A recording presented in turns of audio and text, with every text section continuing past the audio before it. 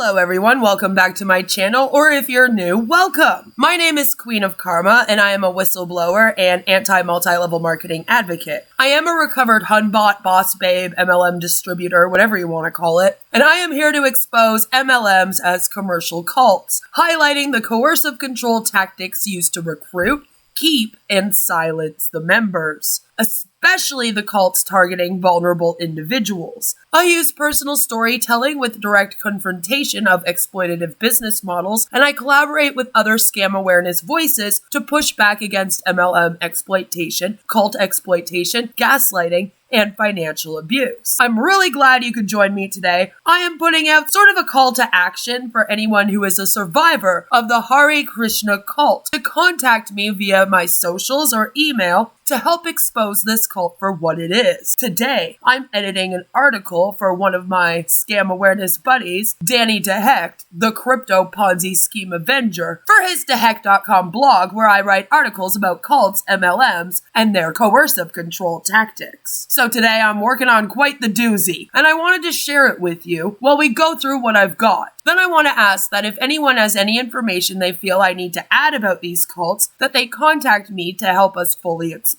them. Mainly the Hare Krishna cult. I have been watching It's Mike Sandoval and paying close attention to his chat, since his community is full of survivors of this problematic movement. I have also been following in the subreddit for a few weeks now, but last night something happened during Mike's stream, and it led me down a rabbit hole. Because this podcast has never been about me, it's never been about my thoughts, really. I mean, I was a guest myself on episode 100 and someone else interviewed me. Because he doesn't have an original thought in his head. Do you know about this guy Naradadas? If you Google his real name, you'll see articles about his drinking and driving charges while he was a devotee. I don't know anything about this guy other than what I see, and I can just from what I see, I know the guy's he's as wacky as all the rest of them. You're saying this story is true, though. I have followed it for the last 10 years. The Satanists joined Hare Krishna, got initiated, and tried to get kids to join and do extreme things. Yeah. That's okay. So that's the gist of... Okay, well, I'm glad you're here, because I'm glad you're here. The guy was a literal FBI informant. It's all documented. He was part of the Order of the Nine Angles, a Nazi group. Yes, and they are both equally connected to child abuse. Yeah, this is like some weird stuff. Yeah, I'm very aware of that one. Yeah, I don't know anything about about what's going on. I just know that this guy, the point of this, like, this opened up a can of worms. This opened up a can of worms that I wasn't expecting. I wasn't expecting to open. My whole thing was that this guy, he does stuff like this all the time. He knows he has people come on, talk about child abuse and child marriage and Satanists and people worshiping Hitler and FBI informants, evidently, and all kinds of things. And yet, he doesn't see anything wrong with it. That was my point. This guy doesn't see anything wrong with this. He said he's on episode 190 whatever, 180 whatever, 185, episode 185. He's done 185 of these type of things, talking about these controversies. You know, I got 185 controversies, but Prabhupada's not one of them. Okay, those are not Satanists. They're just sickos. I have a couple friends who are actual Satanists. Yeah. Yeah, there's all kinds of wackos and weirdos. And people are so wacko and weird and crazy. That's what I was saying yesterday. He's an informant. He was given a serious sentence for racist crimes when he was young and ended up joining. They ended up paying him $100,000 to release a book publishing company where he released. Wow. So that's more than I ever wanted to know. I mean, and this is what I fell into. Karma's a bitch. Queen of Karma.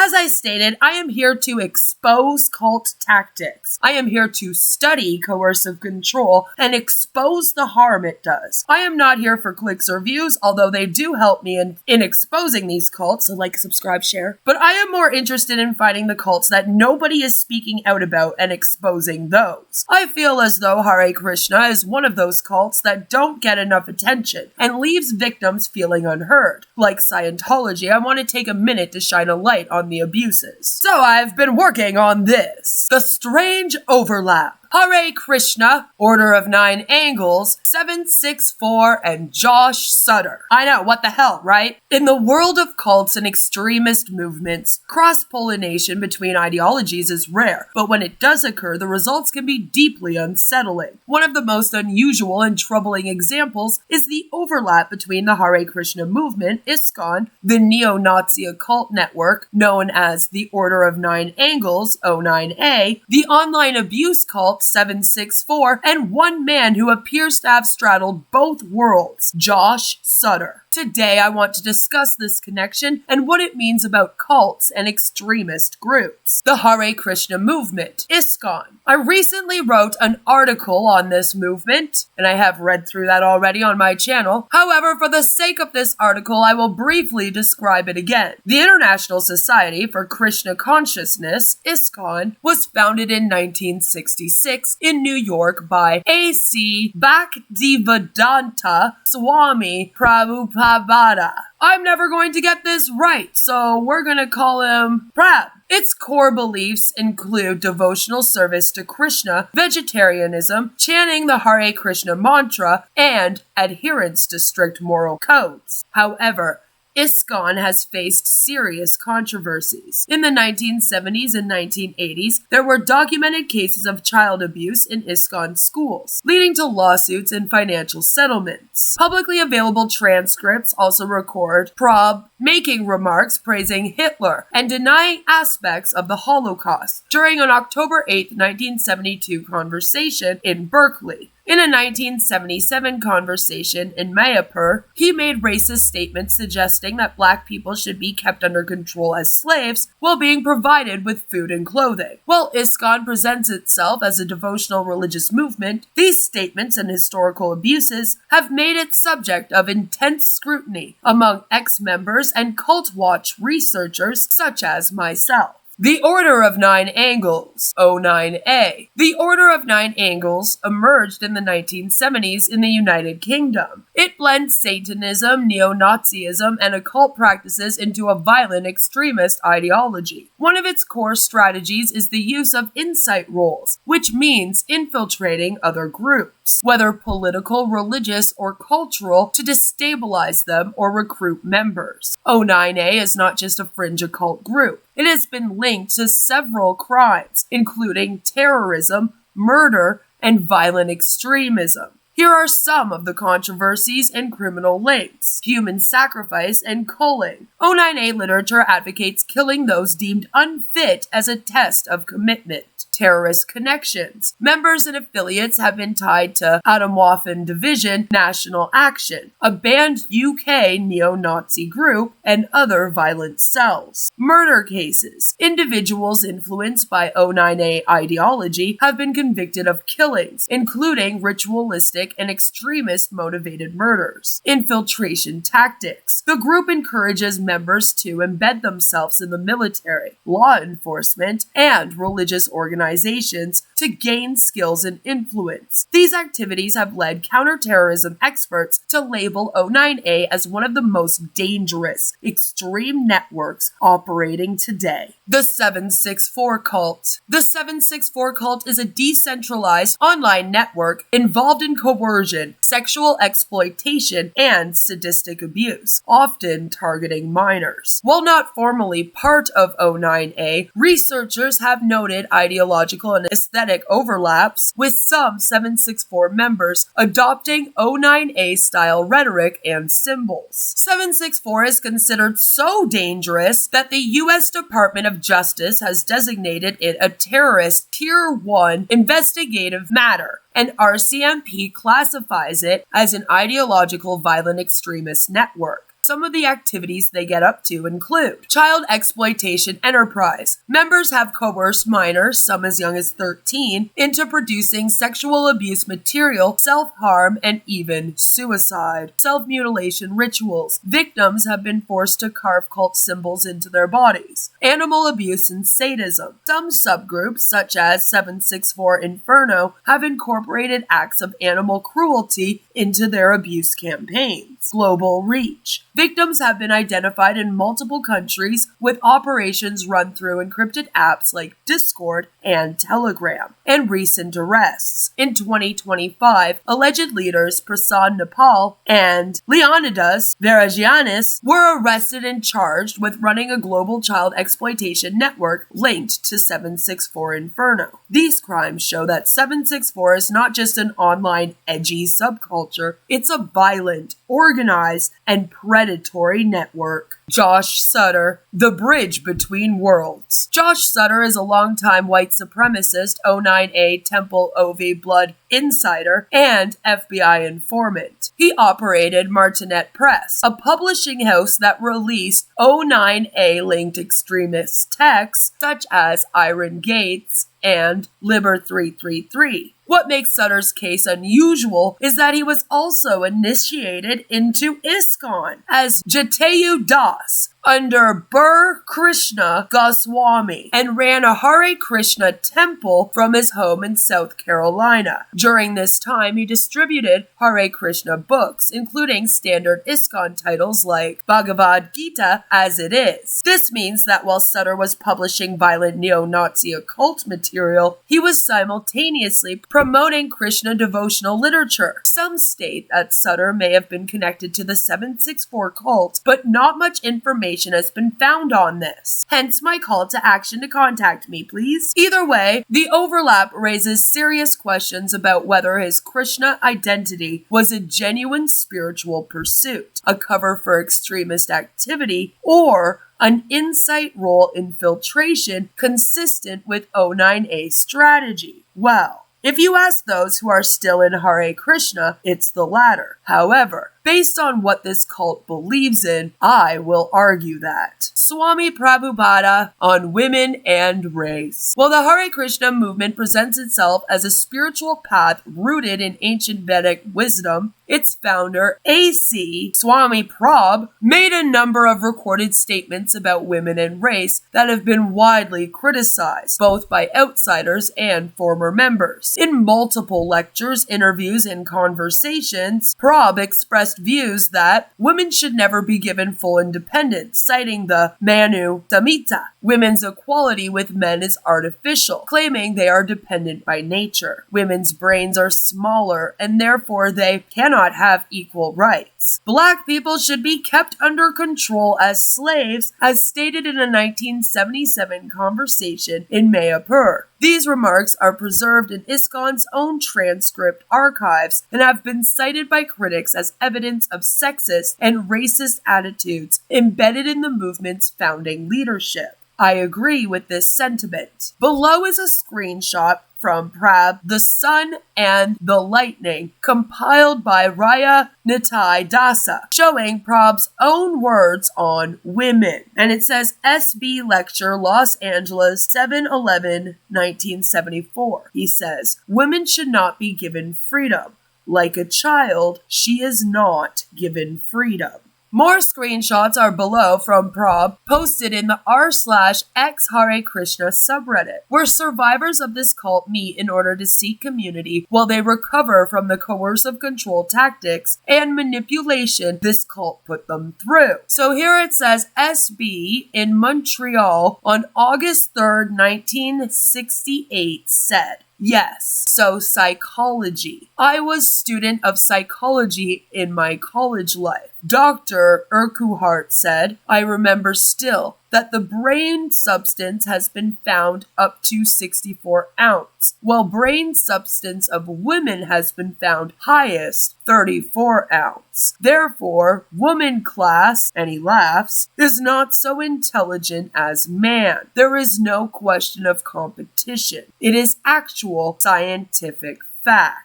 His words from a conversation on January 21st, 1977, also from the subreddit. This was a room conversation on January 21st, and Ramesvara says that's the trend then everywhere because unemployment is increasing. And Prab responds with, "And especially in your country, it will be dangerous because these blacks, if they don't get employment, they will create havoc. These blacks, and they are not civilized. They want money, and if they don't get money, then they will create havoc." This was some of the more vanilla things that he said. Daily, people gather online to discuss the harms of this cult, their belief system, and its leader. The ISKCON cult denies these statements were problematic. On their website, they dedicate an entire page to discussing why Prabh's thoughts on Hitler were actually not what critics are claiming. In fact, he has been known to say lots of insults towards the Jewish community. I then link to this website, which is the International Society for Krishna Consciousness, and they have this article that was written September 25th, 2020, entitled, "What Did Prabh Mean in His Statements Concerning Hitler?" And in this article, there are all kinds of very interesting things like Hitler was a gentleman. I don't think Hitler was so bad, man. Regarding Hitler, it is a fact that much propaganda was made against him. That much I know. And the British are first-class propagandists. And I have heard that his officers did everything without informing him. Just like in our ISKCON, there are so many false things. Prabh said this, Prabh said that. But we have nothing to do with Hitler in our Krishna consciousness. Do not be deviated by such ideas. But then he goes on to say things like, the Jews have got money. They want to invest and get some profit. Their only interest is how to get money. No nationalism, no religion, nothing of the kind. And it's basically apologizing for Hitler. Just, it's a lot. It's a lot. But it is linked in the entire page right there. The apologist narrative. When confronted with A.C. Prabh's recorded statements on women, race, and Hitler, many Hare Krishna devotees and ISKCON apologists respond with a familiar set of defenses. It's cultural context, claiming that Prabh's remarks simply reflect the norms of the early 20th century India and should not be judged by modern standards. Its mistranslation or taken out of context, suggesting that critics are cherry-picking quotes without the surrounding conversation. He was speaking allegorically, arguing that controversial statements were meant as metaphors or provocations, not literal beliefs. Focus on the spiritual message, urging followers to ignore material controversies and concentrate on chanting and devotional practice. While these explanations may be sincere for some devotees, they have the effect of minimizing or normalizing harmful rhetoric. This is not just a matter of historical debate. It creates an environment where sexist, racist, and authoritarian ideas can be repeated without challenge. In a closed, hierarchical movement like ISKCON, where the founder's words are treated as absolute and infallible, such attitudes can fester unchecked. This makes the group vulnerable to infiltration by individuals or networks, such as O9A or 764, who see value in exploiting insular communities with rigid authority structures. By excusing or downplaying these statements, Hare Krishna leadership and loyalists inadvertently signal tolerance for extremist views, even if they do not share them. That tolerance can be enough for bad actors to embed themselves, recruit, or launder their reputations under the cover of a respected religious identity. For these reasons, we cannot allow apologetics to override accountability. A movement that refuses to confront its founders' harmful rhetoric and the ways it can be weaponized risks becoming a safe haven for extremist ideology. It appears that's exactly what Hare Krishna has done, and they aren't thinking of changing their ways anytime soon. Belief system as a gateway. Whether Hare Krishna devotees want to acknowledge it or not, the words and beliefs of their founders send a clear signal about what is acceptable within the movement. When Prabhupada repeatedly made statements that demeaned women, promoted racial hierarchy, and praised Hitler, those ideas became part of the ideological DNA of ISKCON. In a movement where the founders' words are treated as absolute truth, these statements are not just historical curiosities, they are living doctrine. That means followers are conditioned to accept or excuse harmful rhetoric. Outsiders with extremist leanings can see ISKCON as a safe space for their views. The culture of deference to authority makes it difficult to challenge or reform these ideas from within. The real issue is not only that this belief system can be infiltrated by extremist groups like O9A and 764, it's that the system itself fosters sexism, racism, and authoritarianism. This creates fertile ground for hate and discrimination to take root, even without outside influence. Lokanath Swami. The danger is compounded by ISKCON's documented history of child sexual abuse. One of the most telling examples is the case of Lokanath Swami. In the early 1990s, Lokanath Swami admitted to sexually assaulting an 11-year-old girl. Instead of reporting the abuse to law enforcement, the governing body commission, GBC, handled it internally, imposing temporary restrictions and requiring an apology, but shielding him from criminal accountability. After a few years, he was restored to full guru status and resumed initiating disciples. Even after renewed calls for accountability in 2021 to 2022, the GBC refused to remove him, citing the time elapsed and sufficiency of past measures. This case is proof that ISKCON's leadership has not fundamentally changed its approach to abuse. The same patterns of minimizing misconduct, protecting high-ranking offenders, and avoiding outside scrutiny persist to this day. The last time we saw this much cover-up was when we discussed abuse in the Scientology cult. Again, a movement that refuses to confront its founders' harmful rhetoric and continues to protect abusers is not just failing to reform, it is actively maintaining a culture where extremism, misogyny, racism, and sexual abuse can thrive. When extremist actors from groups like O9A or 764, which already glorify violence, misogyny, racism, and exploitation, encounter a religious movement that has normalized sexist and racist rhetoric and has a history of shielding predators, the risk is obvious. It is not just infiltration, it is ideological compatibility on certain toxic points, even if the theology is different.